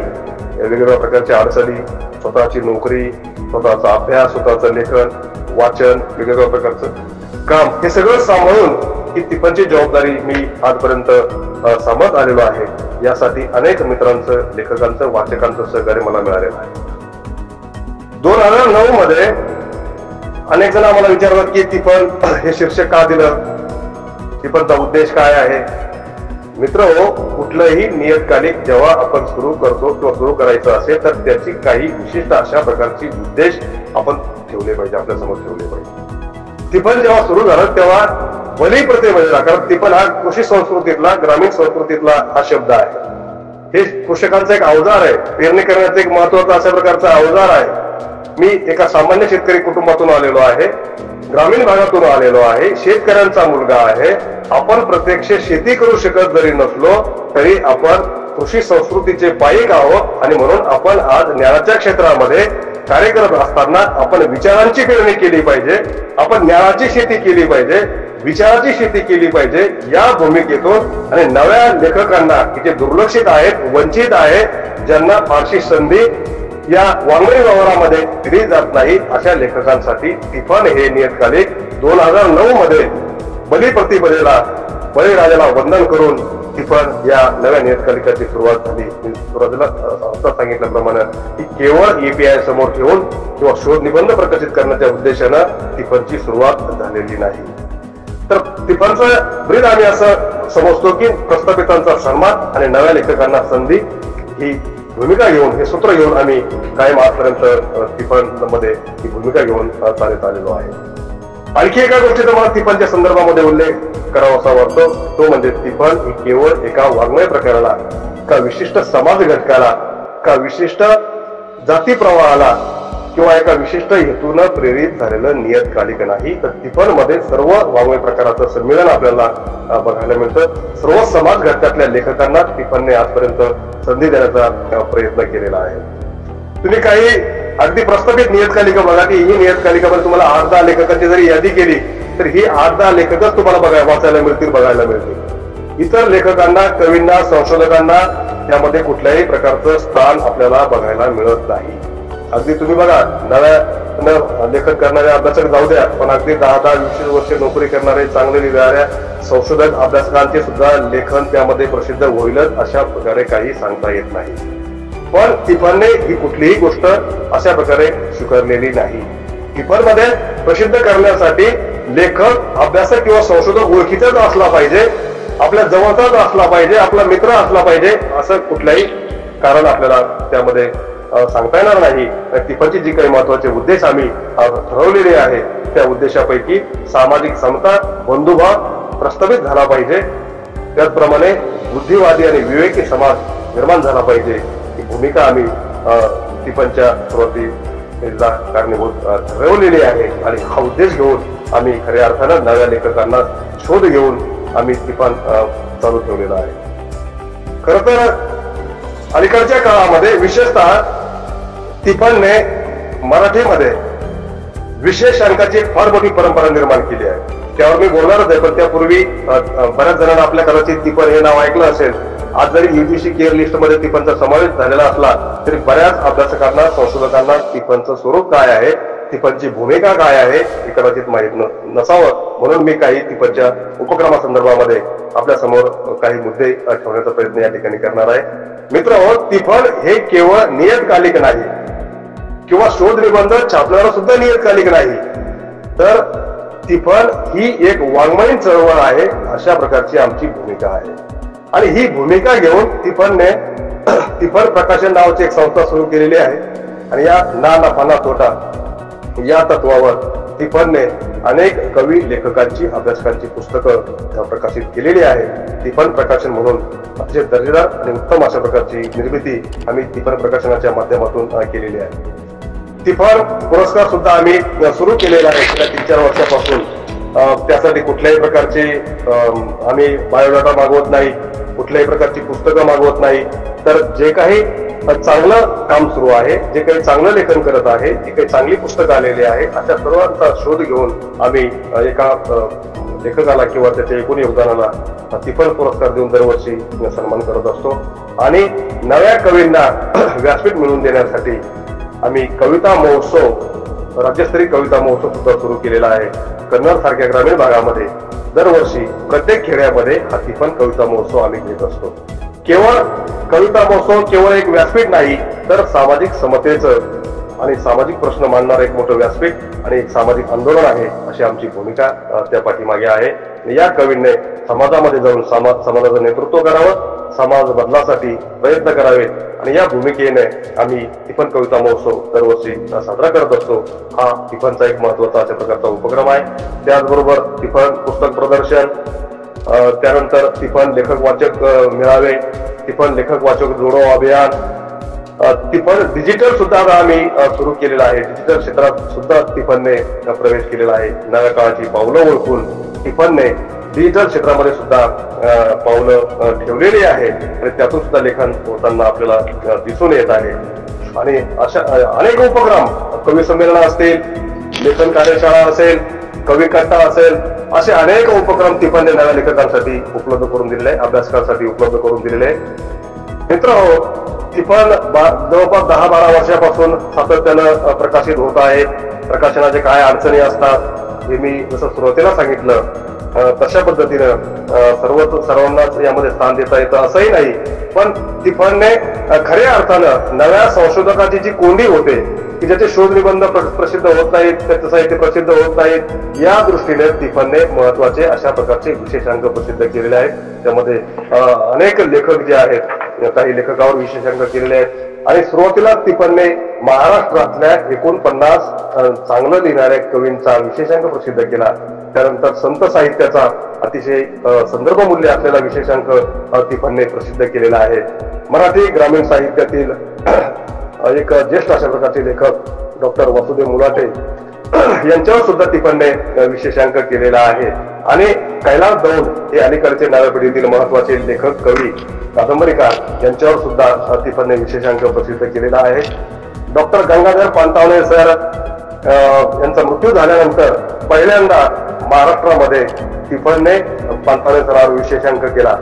मित्र हो, लोक विशेषांक करतात किंवा विशिष्ट अशा प्रकारचं त्यांचे गौरवग्रंथ काढतात, काहीतरी उद्देश ठेवून त्या पाठीमागं त्याची निर्मिती केली जाते. पण मला या ठिकाणी सांगावंसं वाटतं की टिपणने अशा कुठल्याही प्रकारचा उद्देश, अशा कुठल्याही प्रकारची आपली भूमिका ठेवून कुठल्याही प्रकारचे विशेषांक किंवा गौरवांक केलेले नाही. पानतावणे सर गेल्यानंतर त्यांचा विशेषांक टिपणने केला. कारण माणूस हयात असताना काही करणं वेगळं आणि माणूस गेल्यानंतर काहीतरी कृतज्ञ भावना ठेवणं आणि त्या दृष्टीने काहीतरी एक प्रयत्न करणं वेगळं, ही भूमिका टिपणने घेतलेली आहे. आणि म्हणून पानतावणे सरांवर सुद्धा विशेषांक टिपणने केलेला आहे. शंकर बडे, विदर्भातील एक महत्वाचे कवी शंकर बडे यांच्यावर सुद्धा टिपणने फार सुंदर अशा प्रकारचा विशेषांक प्रसिद्ध केलेला आहे. केवळ साहित्य, कला आणि लोकसंस्कृती हे ब्रीद टिपणनं घेतलेलं आहे. आणि म्हणून ही भूमिका घेऊन टिपणनं लोकसाहित्य विशेषांक सुद्धा प्रसिद्ध केलेला आहे की त्याची चर्चा सुद्धा मराठीमध्ये चांगल्या पद्धतीने झालेली आहे. अनेक अभ्यासकांना या लोकसाहित्याचा आणि एकूणच विशेषांकाचा उपयोग झालेला आहे. त्यानंतर मित्र, लोककला या आपल्याकडे काही प्रमाणामध्ये दुर्लक्षित झालेला कला प्रकार आहे. या कला खरं तर अभ्यासामध्ये सुद्धा लोककलेचा समावेश फारसा झालेला आपल्याला बघायला मिळत नाही. आणि म्हणून लोककलेवर सुद्धा टिपण अतिशय दर्जेदार अशा प्रकारचा विशेषांक केलेला आहे. मध्ययुगीन साहित्याचे संशोधन, अध्यापन या संदर्भामध्ये सुद्धा टिपणने अतिशय उत्तम अशा प्रकारचा विशेषांक प्रसिद्ध केलेला आहे. आणि बाभाऊ शास्त्री मानव संप्रदायातील एक अभ्यासक आणि उपासक की ज्यांची 35 पेक्षा अधिक पुस्तकं प्रसिद्ध झालेली आहेत. तत्वज्ञानाच्या अंगानं त्यांनी मांडणी आपल्या एकूणच लेखनामध्ये केलेली आहे. असे माननीय महंत बाभाऊ शास्त्री यांच्यावर सुद्धा टिपणने विशेषांक केलेला आहे. समकालीन कथा विशेषांक सुद्धा टिपणचा अतिशय गाजलेला आहे. या विशेषांकामधून सुद्धा अनेक लेखकांना, अभ्यासकांना टिपणने संधी दिलेली आहे. डॉक्टर बाबासाहेब आंबेडकर यांच्यावर सुद्धा टिपण या त्रैमासिकाने विशेषांक प्रसिद्ध केलेला आहे. बापू बिरू वाटेगावकर यांची सुद्धा दखल घेऊन टिपणने एक विशेषांक प्रसिद्ध केलेला आहे. त्याचप्रमाणे अलीकडे डॉक्टर विठ्ठल वाघ हे मराठीतील एक महत्वाचे अशा प्रकारचे कवी, अभ्यासक म्हणून त्यांना आपण ओळखतो. आणि फारशी दखल त्यांची जाणीवपूर्वक वाङ्मयीन व्यवहारामध्ये घेतली जात नाही. पण एक ताकदीचा कवी म्हणून विठ्ठल वाघ हे आपल्या सर्वांना ज्ञात आहे. आणि म्हणून त्यांच्या एकूण लेखनाची दखल घेणारा विठ्ठल वाघ साहित्य विशेषांक सुद्धा प्रसिद्ध केलेला आहे.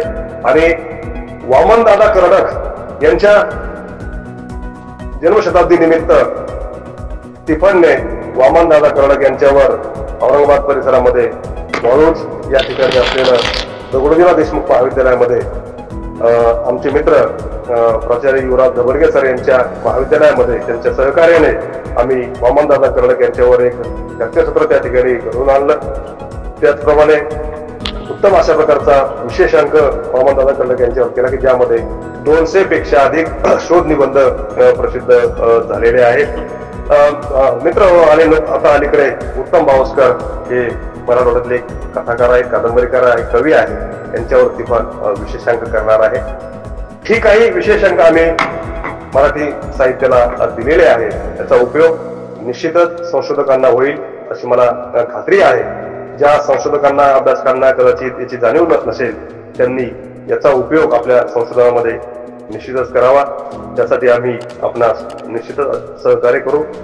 यापुढे सुद्धा तिफन मुस्लिम मराठी साहित्य विशेषांक, आदिवासी साहित्य विशेषांक, बोली विशेषांक असे अनेक महत्वाचे विशेषांक तिफन करणार आहे. त्याची एक यादी आम्हाला काय करायचं आहे. बऱ्याचदा असं होतं की लोक आवाहन करतात लेखन मागवण्यासाठी, शोधनिबंध मागवण्यासाठी. मित्र हो, तिफन अशा प्रकारचं आवाहन कधीही करत नाही. तिफनने लेखकांना, तिफन जे संपादक असेल किंवा इतर जे मंडळी असते, आम्ही लेखकांना फोन करतो, संशोधकांना फोन करतो, त्यांना विषय देतो आणि त्यांना लिहायला सांगतो. अशा विशेषांक असतील किंवा आमच्या जनरल अंकामध्ये सुद्धा आम्ही अशाच प्रकारची पद्धत, अशाच प्रकारची परंपरा ठेवलेली आहे. कदाचित हे बऱ्याच अभ्यासकांना माहीत नसावं.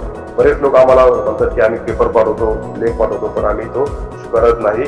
जेव्हा केव्हा काही कॉन्फरन्स असेल किंवा एखादा काही कॉमन विषय असेल तेव्हा फक्त आम्ही जनरल स्वरूपामध्ये लेखन मागवतो. पण तिफन हे वेगळे पण नियतकालिकामध्ये जपलेलं आहे की आम्ही लेखकांचा शोध घेतो. ज्या संबंधित विषयावर जे काही अभ्यासक असतील, लेखक असतील, त्यांना आम्ही त्या विषयावर लिहिण्यासाठी प्रवृत्त करत असतो. हे वेगळे पण तिफनने जपलेलं आहे. याही पेक्षा तिफनला फार मोठं काम मराठी साहित्यामध्ये संशोधनाच्या अंगाने करायचं आहे, साहित्याच्या अंगाने करायचं आहे, भाषेच्या अंगाने करायचं आहे, समाजाच्या अंगाने करायचं आहे, संस्कृतीच्या अंगाने करायचं आहे. ही सुरुवात आहे.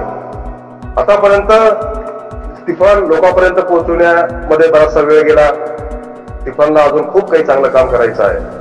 केवळ लेखकाचे विशेषांक करून तिफन थांबणार नाही, तर तिफनला खऱ्या अर्थानं मूलभूत अशा प्रकारचं काम आगामी काळात करायचं आहे. आणि म्हणून आपल्या सर्वांचं सहकार्य, आपल्या सर्वांची मदत आम्हाला या तिफनच्या संदर्भामध्ये लागणार आहे.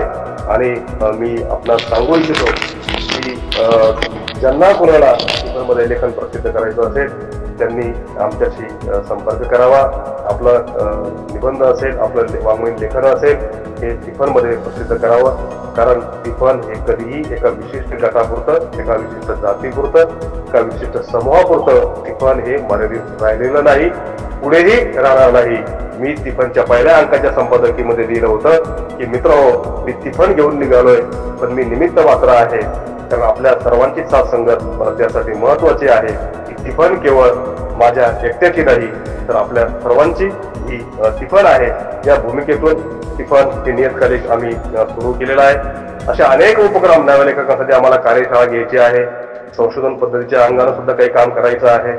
आणि खरोखर मला या ठिकाणी सांगायला आनंद वाटेल की मुस्लिम अलीगढ विद्यापीठानं फार सुंदर अशा प्रकारचं या ठिकाणी संयोजन केलं. नव्या अभ्यासकांसाठी, जुन्या अभ्यासकांसाठी, संशोधकांसाठी फार चांगले विषय आणि चांगले अभ्यासक या ठिकाणी निमंत्रित केले आणि त्यांना या मध्ये संधी दिली, सहभागी होण्याची संधी दिली. आणि अतिशय चांगल्या प्रकारे ही कार्यशाळा या ठिकाणी संपन्न झालेली आहे.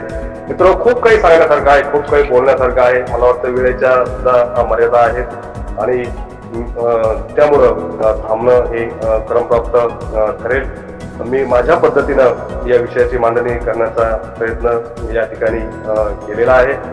आपणही आपल्यापैकी ज्यांना कोणाला वाटत असेल की मला एखादा काही विशेषांक करावासा वाटतो, एखादा आवडीचा विषय असेल किंवा एखादा दुर्लक्षित विषय असेल, असा विषय आम्हाला सुचवावा. तुम्हाला त्यामध्ये सहभागी होण्याची जर इच्छा असेल तर तुम्ही सुद्धा सहभागी व्हा. कारण आम्ही तिफन ही काही कुणाची मक्तेदारी नाही. आपल्याला मक्तेदारी म्हणून हे अंक चालवायचं नाही, तर तिफन ही तुमच्या सर्वांची आहे. एक चळवळ म्हणून आपण त्याकडे पाहतो. मला आणखी या ठिकाणी सांगायला आनंद वाटेल की तिफनने अनेक संपादकांना संधी दिलेली आहे. वेगवेगळ्या समाजातील वेगवेगळ्या घटकातील नव्या अभ्यासकांना त्यांच्यातला संपादक घडावा या दृष्टिकोनातून संपादक मंडळावर टिफनने महाराष्ट्रातल्या वेगवेगळ्या भागातल्या अनेक अभ्यासकांना संपादक मंडळावर घेतलेला आहे. या पाठीमागं कुठल्याही प्रकारची भूमिका त्यांच्याकडून काही मिळवण्यासाठी किंवा प्राप्त करण्यासाठी टिफनची कधीच भूमिका राहिलेली नाही. टिफनचा प्रांजळ उद्देश आहे. आणि मी या निमित्तानं आपल्याला आणखी सांगू इच्छितो की ज्यांना कोणाला आपल्यापैकी या नियतकालिकामध्ये काम करण्याची इच्छा असेल, कोणाला आवड असेल, त्यांनी सुद्धा आमच्याशी संपर्क साधावा. त्यांचं निश्चितच या टिफन परिवारामध्ये स्वागत केल्या जाईल आणि काही चांगले विषय आपण आम्हाला या निमित्तानं सुचवावेत की ज्याचा उपयोग निश्चितच संशोधकांसाठी होईल, अभ्यासकांसाठी होईल. म्हणून ही भूमिका घेऊन तुम्ही सगळ्यात जास्त शोध निबंध अलीकडच्या काळामध्ये नव्या प्राध्यापकांचे शोध निबंध काही प्रस्थापित नियतकालिक प्रस्थापित संपादक छापत नाही, पण टिफनने जाणीवपूर्वक कुठल्याही विभागातला अभ्यासक असेल त्याचे शोध निबंध त्या पद्धतीनं किंवा जसं काही संधी मिळेल तसं त्यांना संधी देण्याचा प्रयत्न टिफननं हे कायम केलेला आहे. आणि तुम्हाला असं कधीच बघायला मिळणार नाही की एकाच लेखकाचे शोध निबंध वारंवार प्रसिद्ध झालेले आहेत.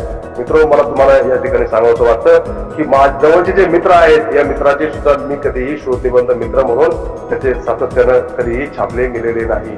ही भूमिका प्रांजळपणे टिफनने जपलेली आहे. मी या निमित्तानं आपल्याला एकच आवाहन करेन की मित्रो, टिफन हे केवळ वर्गणी दरावर चालणारा अंक आहे. केवळ पैसे कमवण्यासाठी मी टिफनची सुरुवात केलेली नाही. पठाण सरांनी माझा परिचय करून देत असताना सांगितलं की मी मुळात एक लेखक आहे, वाचक आहे, माझा पिंड कार्यकर्त्याचा आहे. मी विद्यार्थी दशेपासून सामाजिक क्षेत्रामध्ये माझ्या पद्धतीनं काम करत आलेलो आहे आणि माझ्या कामाचाच एक भाग म्हणून ही टिफन मी चालवतो आहे. आणि म्हणून मी आपल्या सर्वांना विनंती करेन की आपण या टिफनचं वर्गणीदार व्हावं, कारण अर्थकारण सुद्धा निश्चित महत्वाचं आहे. चांगले अंक करायचे असते. तुम्ही बघा, टिफनचे अंक 150-200 पेक्षा अधिक पानाची विशेषांक आपण टिफनने प्रसिद्ध केलेले आहेत की जे प्रस्थापित साहित्य संस्थांना सुद्धा जमलं नाही असं म्हटलं मी. म्हणजे माझी अतिशयोक्ती होईल कदाचित, पण टिफनने त्याचे चांगल्या अशा प्रकारचे विशेषांक केलेले आहेत. याही पुढे आपल्याला दर्जेदार उत्तम अशा प्रकारचे दुर्मिळ विषयावरचे अंक करायचे आहे. तुम्ही विशेषांकाची नावं जरी बघितली तर तुमच्या लक्षात येईल की टिफनला काही मिळवण्यासाठी म्हणून हे विशेषांक केलेले नाही, तर ते दुर्लक्षित आहेत, वंचित आहेत अशा लेखकावरती ज्यांचं योगदान आहे. कारण आपल्या मराठी साहित्यामध्ये, भाषेमध्ये, संशोधनामध्ये नव्या संशोधकांना, नव्या अभ्यासकांना संधी दिल्या जात नाही. प्रस्थापितांची मक्तेदारी आणि विशिष्ट लेखकांचाच उदो केला जातो. आणि म्हणून टिफन एक खऱ्या अर्थाने एक व्यापक अशा प्रकारची भूमिका घेऊन या वाङ्मय व्यवहारामध्ये काम करते आहे आणि त्यासाठी आपल्या सर्वांचं सहकार्य मला अपेक्षित आहे. आपण मला ऐकून घेतलं, बोलण्याची संधी या विद्यापीठानं एका मोठ्या उपक्रमात माझ्यासारख्या एका छोट्या अभ्यासकाला, एका सामान्य कार्यकर्त्याला, एका विद्यार्थ्याला आपण या मोठ्या उपक्रमात सहभागी करून घेतलं आणि आपणही मला या ठिकाणी ऐकून घेतलं. त्याबद्दल आपल्या सर्वांचे मनपूर्वक मी आभार व्यक्त करतो. मित्र, हा विषय फार वेगळा आहे, वेगवेगळ्या पद्धतीने मांडणी करता येऊ शकते, पण हे सगळं मी एकत्र गुंफण्याचा प्रयत्न केला आणि माझ्या परीने हा विषय मी आपल्या समोर ठेवण्याचा प्रयत्न केला. एवढं बोलून मी थांबतो. आपल्या सर्वांची रजा घेतो. मनपूर्वक धन्यवाद. आपण जे आता सांगितलं की त्याच्यामध्ये तुम्ही सर्वांना सहभागी करून घेता आणि आपली प्रकाशन संस्था पण एक आहे, तर त्याच्यामध्ये आपण केवळ ललित वाङ्मयाचं प्रकाशन करतो किंवा त्यासोबतच समजा माझ्यासारख्याला जर माझ्या संशोधनावरचं काही एखादं ग्रंथ काढायचा असेल तेही आपण काढतो का? आणि दुसरी गोष्ट, मला बहिणाबाई चौधरी यांच्यावरचा एखादं संपादित ग्रंथ काढण्याची इच्छा आहे, तर त्या कामामध्ये आपल्या सहकार्यानं एखादं चर्चासत्र घेऊन ते काम होऊ शकतं का? हाही एक माझा त्यातला दुसरा प्रश्न आहे. टिफन प्रकाशन हे केवळ नव्या लेखकांना एक संधी म्हणून आम्ही सुरू केलेलं होतं. काही कवी असतात, कादंबरीकार असतात, यांचं लेखन कुणी प्रकाशित करीत नाही. या उद्देशानं टिफन चळवळीचा एक भाग म्हणून, टिफन प्रकाशन त्यातला एक भाग म्हणून आम्ही सुरू केलेला आहे. त्या माध्यमातून 10-12 पुस्तकं आम्ही प्रसिद्ध केलेले आहेत. परतूरचे एक कादंबरीकार छेबुराव भांडवलकर ज्यांनी 400-500 पेजेसच्या उत्तम कादंबऱ्या लिहिल्या आहेत, पण त्यांची कादंबरी कुणीही छापत नव्हतं, त्यांचं लेखन कुणीही छापत नव्हतं. तिफनने 2 त्यांच्या 400-500 पानाच्या कादंबऱ्या प्रसिद्ध केलेल्या आहेत आणि या उद्देशानं तिफन प्रकाशन हे काम करतं. पण काही चांगले महत्वाचे ग्रंथ असतील तर निश्चित तिफन प्रकाशन प्रकाशित करील, पण तिफनकडे कुठल्याही प्रकारचा आर्थिक सोर्स नाही, हेही मला या ठिकाणी नमूद करावं वाटतं. आम्ही जी पुस्तकं केली ही केवळ ना नफा ना तोटा, फक्त आमचं निर्मिती मूल्यचं योगदान त्यामध्ये आम्ही दिलेलं आहे. कुठल्याही प्रकारचे आम्ही लेखकाकडून पैसे घेतलेले म्हणजे स्वतः म्हणजे प्रकाशक म्हणून जे काही पैसे प्रकाशक घेतात ते आम्ही घेतलेले नाही. केवळ निर्मिती खर्चामध्ये आम्ही ही पुस्तकं त्यांची तिफनच्या माध्यमातून प्रसिद्ध केलेली आहे. दुसरा मुद्दा बहिणाबाई चौधरीचा आपण या ठिकाणी सांगितलं की आमच्या तिफनच्या यादीमध्ये विशेष अंकाच्या यादीमध्ये बहिणाबाई चौधरी यांचं नाव आहे, पण तो अंक आम्हाला करायचाच आहे आणि आपण जर पुढाकार घेऊन करत असाल तर आम्हाला आनंदच आहे, तुमचं स्वागत आहे. पण आता अलीकडे झालं काय की आता महाराष्ट्रभर अनेक लोकांचे मला फोन येतात की आम्हाला चर्चासत्र घ्यायचंय, वेबिनार घ्यायचं, आमचा अंक काढा. मित्र हो, तशा स्वरूपाचं काम तिफन हे फारसं करत नाही. तर केवळ आम्हाला करायचं ठरवलं तर आम्ही रोज दर महिन्याला एक चर्चासत्र पैसे कमवण्याच्या उद्देशाने जर केलं असतं तर आम्ही असं करू शकलो असतो. UGCच्या लिस्टमध्ये असून सुद्धा आम्ही अनेकांना स्पष्ट नकार दिलेला आहे. कदाचित त्यांना माझा राग सुद्धा आलेला असेल. सर्व आपले मित्र आहेत, आपले परिचित आहेत, आपले बांधव आहेत, पण ही भूमिका आम्ही जाणीवपूर्वक टाळतो. पण जे काही चांगले विषय तिफनला करायचे आहेत अशा विषय आम्ही जाणीवपूर्वक करणार आहोत. त्यांचं स्वागत आहे. सर, आपण म्हणालात की भानू काळेंनी अंतर्नाद बंद केलेला आहे. काही लिहित्या लोकांचं सुद्धा असंच आहे सर, की काही लिहिते लोक आपलं लेखन प्रकाशित होत नाही किंवा त्याला योग्य वाव मिळत नाही, त्यामुळे लिहिते लोक सुद्धा काही आपलं लेखन बंद करत आहेत. आणि एकीकडे आपण म्हणतोय की नियतकालिक लेखन साहित्य मिळत नाही म्हणून बंद होतंय, दुसरीकडे लेखन साहित्य प्रकाशित होत नाही म्हणून लेखक लिहिणं बंद करत आहेत, नवे लेखक लिहिणं बंद करत आहेत. तर ही कोंडी आपण नियतकालिकाचे संपादक म्हणून किंवा मराठीचे अभ्यासक म्हणून नेमकं आपण कशी फोडली पाहिजे? भानू काळे सरांनी जे नियतकालिक बंद करण्याचा निर्णय घेतला आणि त्याचं जे कारण सांगितलं की ते काही अंशी खरं आहे. त्याचं कारण असं आहे की एका विशिष्ट टप्प्यानंतर, आता मी 10-12 वर्षापासून अंक चालवतो, मला सुद्धा अनुभव असा आहे की केवळ शोध निबंध व्यतिरिक्त वाङ्मय उत्तम अशा प्रकारचं काही नव्यानं लिहावं, काही नव्यानं विषय घ्यावं असे फार कमी लोक आहेत. आणि जे लोक साहित्य पाठवतात हे कुठेतरी पूर्वी प्रकाशित झालेलं, कुठेतरी असं काहीतरी लिहिलेलं, पण खऱ्या अर्थानं जे दर्जेदार उत्तम अशा प्रकारचं लेखन नियतकालिकाला मिळत नाही. शोध निबंध हा वेगळा भाग आहे, आपला करिअरशी संबंधित तो भाग जोडला गेल्यामुळं आज सगळ्यात जास्त शोध निबंधच नियतकालिकाकडे येतात. आणि मला सुद्धा या ठिकाणी सांगावं वाटतं की तिफन हे नियतकालिक केवळ शोध निबंध छापणारं नियतकालिक नाही. आणि म्हणून उत्तम ललित वाङ्मय लेखन करणाऱ्या लेखकांचं आम्ही स्वागतच करत आहोत. कारण चांगला ललित मिळत नाही, चांगली कविता मिळत नाही, चांगला कथा आज मिळत नाही, कादंबरीचा अंश छापण्यासाठी मिळत नाही, हे कारण आहे. आणि जे लोक पाठवतात ते कुठेतरी प्रसिद्ध झालेलं पुन्हा रिपिटेशन करतात आणि ते पाठवतात. मी आपणास या निमित्तानं सांगू इच्छितो की आपण तिफन डिजिटल सुद्धा सुरू केलेलं आहे. डिजिटल स्वरूपामध्ये जे उत्तम कथाकार असतील, लेखक असेल, चांगले लेख प्रासंगिक लेखन करत असेल, पुस्तक परीक्षण असतील किंवा इतर जे काही लेखन असेल, जे कुठं तुम्हाला प्रसिद्ध होत नाही असं वाटत असेल ते तिफनच्या माध्यमातून प्रसिद्ध केलं जाईल आणि तिफन डिजिटल मध्ये सुद्धा ते प्रसिद्ध केलं जाईल. तुम्ही फक्त टाईप करून माझ्या व्हॉट्सअपला जरी पाठवलं तरी तुम्हाला अगदी एका तासामध्ये तुमचा लेख असेल, तुमची कविता असेल, तुमची कथा असेल किंवा जे प्रकारचं लेखन असेल ते आम्ही तिफन डिजिटलच्या माध्यमातून प्रसिद्ध करू. आणि काही महत्वाचे अंक आपण करणार आहोत. आता जनरल अंक करण्यामध्ये फारशी मजा राहिलेली नाही. जनरल अंक करायचा असेल तर तोही अतिशय ताकदीचा, अतिशय दर्जेदार असला पाहिजे, हे आम्ही ही भूमिका घेतलेली आहे. कारण काय होतं की अगदी 5-50 पानाचा अंक छापला, त्यामध्ये एखादा दुसरा लेख वाचनीय असतो, पण बाकी वाचण्यासाठी वाचकांकडे काही नसतं. दुसरी गोष्ट अशी की नियतकालिकाचा वाचक हा मध्यमवर्गीय वाचक आहे आणि हा मध्यमवर्गीय वाचक आता इतर क्षेत्राकडे वळलेला आहे. अनेक डिजिटल क्षेत्र त्याच्यासाठी उपलब्ध झालेले आहे आणि म्हणून नियतकालिकाचा वाचक कमी झालेला आहे, लेखक सुद्धा कमी झालेला आहे. आणि आज कोण आहे नियतकालिकाशी संबंधित? फक्त प्राध्यापक लोक आहेत आपले, ते पण शोध निबंध लिहिणारे. अशा आम्हाला कोणाचाही फोन येत नाही की सर माझा ललित लेख छापा, माझी कथा छापा, माझी कादंबरीचा एखादा अंश छापा किंवा मला काहीतरी मी नवीन लिहिलंय, असं कुणीही म्हणत नाही. केवळ विशेषतः प्राध्यापक वर्ग जो आहे हा प्राध्यापक वर्ग शोध निबंध छापण्यासाठी ते करतो. कारण त्याचं कारणही कसं आहे, आपल्याला सगळ्यांना ते गरजेचं आहे, हाही भाग त्यामध्ये आपल्याला नाकारता येत नाही. आणि म्हणून असं काही नाही, कारण प्रत्येक नियतकालिकाची, प्रत्येक संपादकाची एक स्वतंत्र वेगळी भूमिका आहे, त्यांचे अनुभव वेगळे असतात. पण ती पण कडे आपलं सर्वांचं स्वागत आहे. अतिशय चांगलं नाविन्यपूर्ण विषय असले पाहिजे, विशेषतः नाविन्यपूर्ण विषय असले पाहिजे. आपण वर्तमानपत्रीय वाचक, वर्तमानपत्रात प्रसिद्ध होणारं साहित्य आणि नियतकालिकात प्रसिद्ध होणारं साहित्य यामध्ये निश्चितच फरक असतो.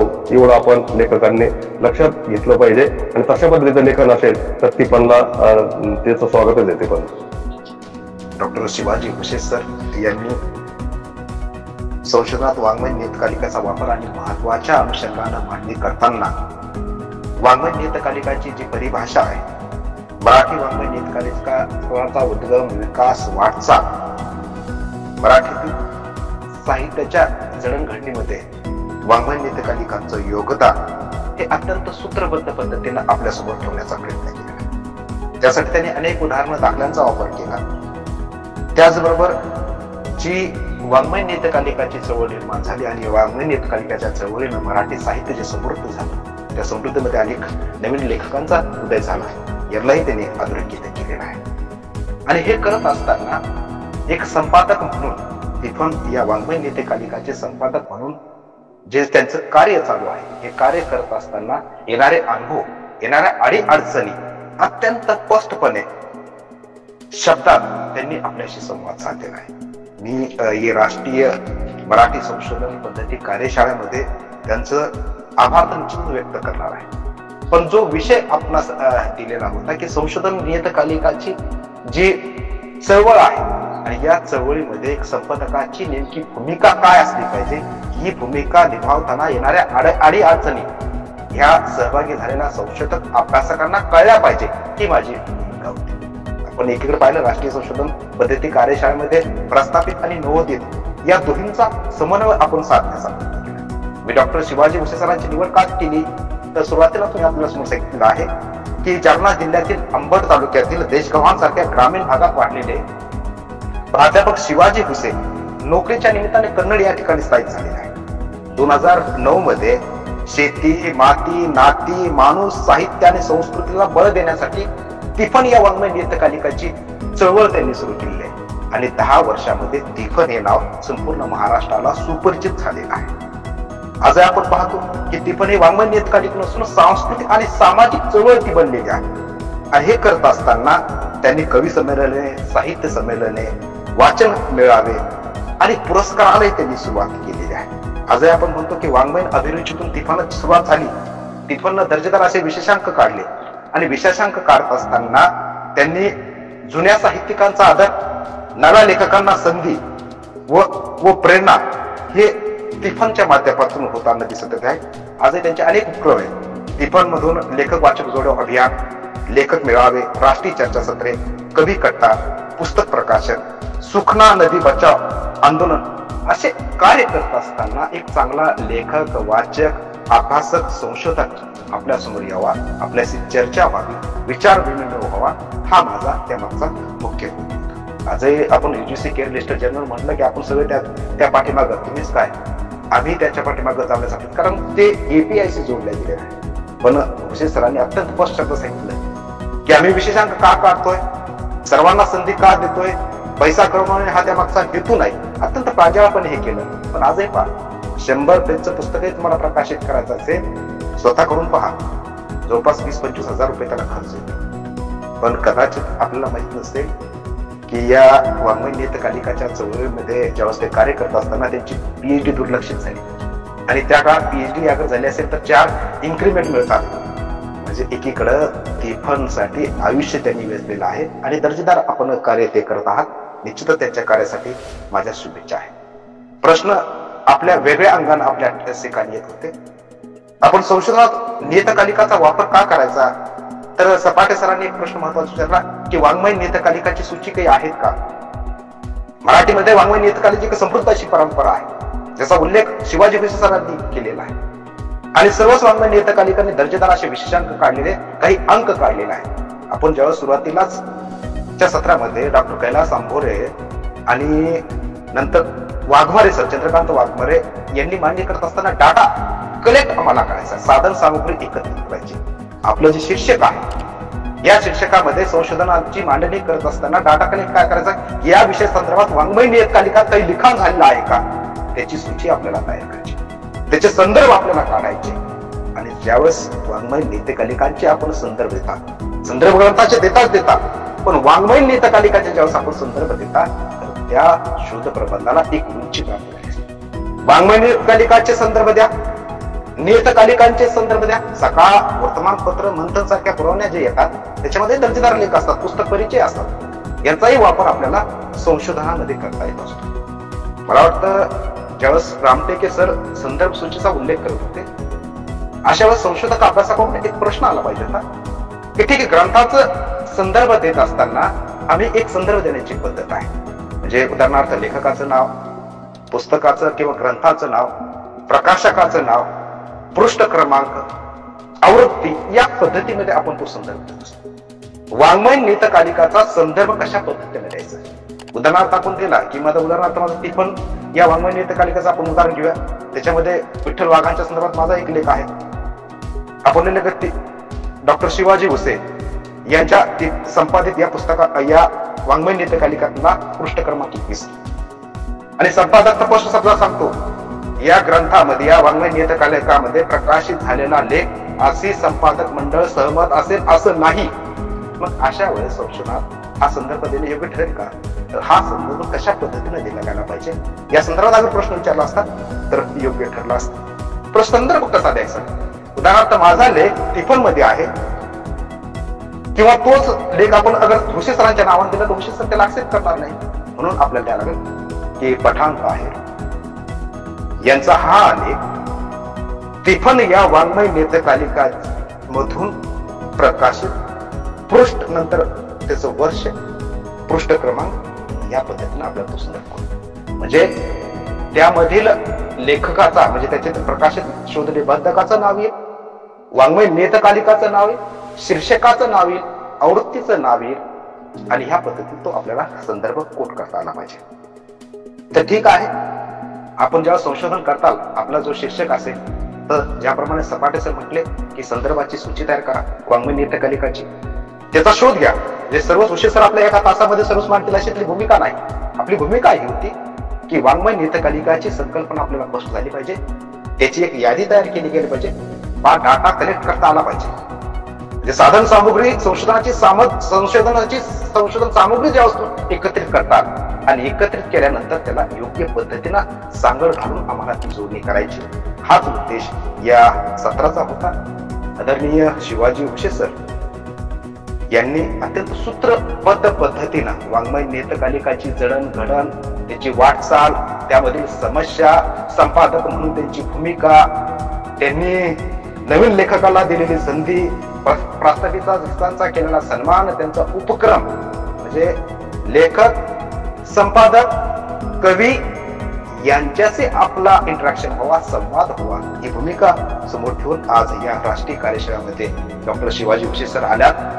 आपण एक चांगल्या पद्धतीने या विषयाची मांडणी केली, मनमोकळेपणानं चर्चा या ठिकाणी झाली. म्हणून या कार्यशाळेचा आयोजक या नात्यानं मी आपले मनपूर्वक आभार व्यक्त करतो.